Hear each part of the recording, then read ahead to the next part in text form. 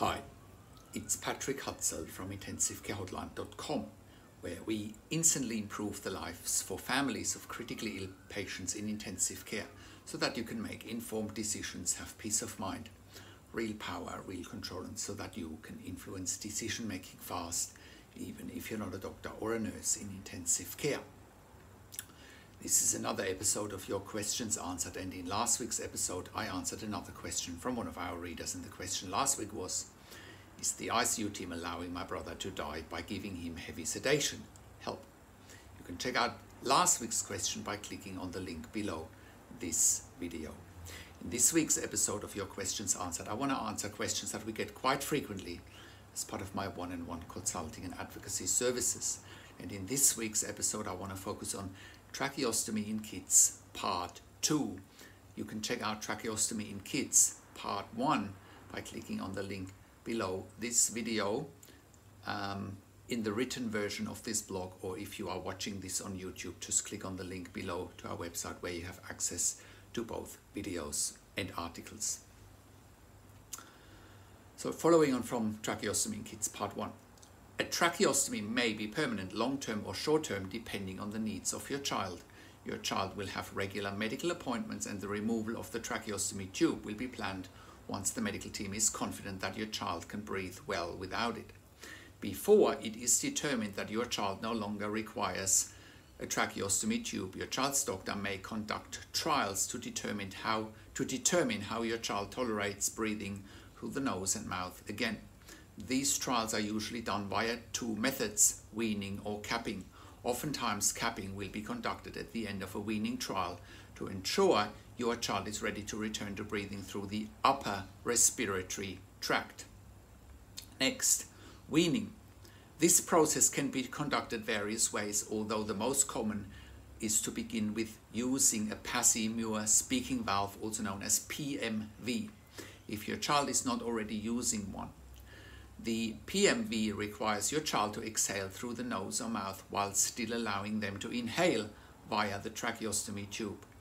In this sense, your child can breathe only partially through the tube, which serves as a good determinant in assessing if your child may be ready to be decannulated, and decannulation means a removal of the tracheostomy tube. Although not always, if your child is unable to tolerate the Passey-Muir valve during prolonged use throughout the day, it is unlikely your child is not ready to be decannulated. In some cases, weaning from the tracheostomy tube may also include downsizing, which means your child's current tracheostomy tube size is exchanged to a smaller size.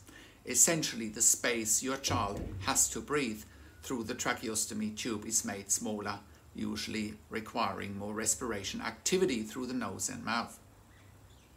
Since airflow follows the path of least resistance, by making the tube size smaller, air should more easily flow through the nose and mouth after downsizing. Although not always, if your child is unable to tolerate downsizing of your tracheostomy tube, it is unlikely your child will be decannulated. Downsizing may be conducted in combination with Passey-Muir valve utilization and/or capping trials during the weaning process. Next, capping trials. Capping trials refers to times when a cap is placed over the tracheostomy tube opening to close off airflow via the tube. In doing so, the tube no longer acts as a means to airflow, allowing respiration entirely through the nose and mouth. Capping trials may be started using a particular schedule, asking your child to wear the cap for specified amounts of time. If this is well tolerated, your child will be asked to wear the cap 24/7 for a period of a few to several days if 24/7 capping is well tolerated. This is a good indication the tracheostomy tube is no longer needed and decannulation can be planned. Although capping trials provide a good sense of how your child will tolerate breathing without the tracheostomy tube, it is important to remember that breathing will be easier following decannulation. If the cap is not well tolerated and no particular upper airway obstruction is noted, it may be that the tube itself is creating too much obstruction to airflow, and you may be downsized as a result. By placing a smaller tube and replacing a cap, This will allow for improved airflow around the tube and likely better tolerance for the capping. Criteria for decannulation: your child should, number 1, not be dependent on a ventilator. Number 2, be alert and responsive, and swallow reflex needs to be present so that your loved one is not aspirating secretions, sputum, gastric content or food. Number 3, not require frequent suctioning for tracheal secretions. Number 4, be able to cough and clean their tracheal secretions. Number 5, have cardiovascular and hemodynamic stability. Number 6, have no new lung infiltrates on chest X-ray. Number 7, have their tracheostomy tube downsized and should not have breathing difficulties in the presence of this tube. Number 8, should the tube be occluded with a tracheostomy plug or cap for 12 hours during the day, with close monitoring by the nursing staff with no evidence of respiratory difficulty or requiring of suctioning of the tracheostomy tube. Number 9, tolerate the steps in item 8 above. Their tracheostomy is plugged for 24 hours and they are monitored for respiratory difficulty for suction requirement. Next, tube removal. If your child has no difficulties with the overnight capping trial, then the tracheostomy tube is removed the following day by the ENT team. The stoma is covered with a small occlusive dressing. Observation continues for another 24 to 48 hours to make sure the child is able to breathe comfortably without the tracheostomy tube when awake and asleep, and is able to cough and clear respiratory secretions adequately. To help ensure quick healing of the tracheostomy site, it is very important to apply pressure to the site whenever your child coughs, talks, swallows and laughs. Without adequate pressure to the site, air will continue to leak from the wound, serving to keep it open instead of allowing it to heal. As the tracheostomy site will continue to drain for a while, it is important to keep clean, dry dressings in place until the wound site has completely healed. Next, closing the stoma. A child's stoma will start to close without the tracheostomy tube in place. This opening without a tracheostomy tube is called a trachycutaneous fistula, which means an open tract between the skin and the trachea. The TC fistula should be kept covered with a small bandage until it is fully closed to protect your child's airway from foreign objects or particles in the air. The opening should be carefully cleaned and inspected daily. The bandage should be replaced daily or more frequently if it becomes saturated with secretions. The TC fistulas close completely on their own, while some remain open. Until the opening fully closes, it is not safe for the child to go swimming because water can go through the opening into the airway. If the TC fistula fails to close on its own, surgery can be performed to remove the tract. Surgical closure of the TC fistula would be considered if the tract is still open 1 year after decannulation in a young child. In the older child with a larger airway, surgical closure can be done sooner. Next, failure to remove the tracheostomy tube. Whenever weaning off ventilation and removal of tracheostomy in intensive care fails or is prolonged, intensive care at home is a viable and genuine option, creating a win-win situation for all parties involved. Getting patients out of intensive care into a holistic, patient or client and family-friendly environment by having 24/7 ICU nurses come to your home. Improving patients' and families' quality of life, and in some instances quality of end of life. We also have some case studies here. You can see how we have provided intensive care at home services to patients with tracheostomies.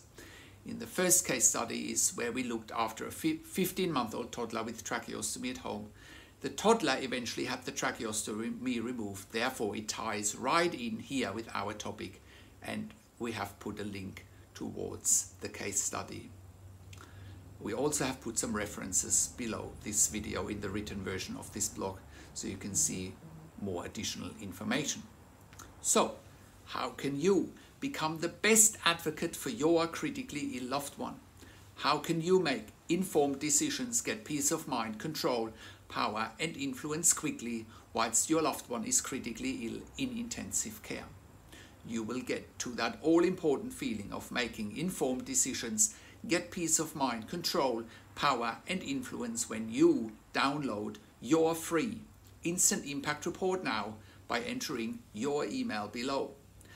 In your free Instant Impact Report, you will learn quickly how to make informed decisions, get peace of mind, real power and real control, and how you can influence decision making fast whilst your loved one is critically ill in intensive care. Your free Instant Impact Report gives you in-depth insight that you must know whilst your loved one is critically ill or is even dying in intensive care. Sign up and download your free Instant Impact Report now by entering your email below. In your free Instant Impact Report, you will learn how to speak the secret intensive care language so that the doctors and the nurses know straight away that you are an insider and that you know and understand what's really happening in intensive care. In your free report, you will also discover how to ask the doctors and the nurses the right questions, discover the many competing interests in intensive care and how your critically ill loved one's treatment may depend on those competing interests, how to eliminate fear, frustration, stress, struggle and vulnerability even if your loved one is dying. You will get 5 mind-blowing tips and strategies helping you to get on the right path to making informed decisions, get peace of mind, control, power and influence in your situation. You will get real-world examples that you can easily adapt to your and your critically ill loved one's situation. How to stop being intimidated by the intensive care team and how you will be seen as equals. You will get crucial behind-the-scenes insight so that you know and understand what's really happening in intensive care and how you need to manage doctors and nurses in intensive care, and it's not what you think. Thank you for tuning into this week's Your Questions Answered episode, and I'll see you again next week in another update. Make sure you also have a look at our blog section for more tips and strategies, or simply send me an email to support@intensivecarehotline.com with your questions. Also, have a look at our membership site intensivecaresupport.org for families of critically ill patients in intensive care. You can also call me, find phone numbers on the top of our website.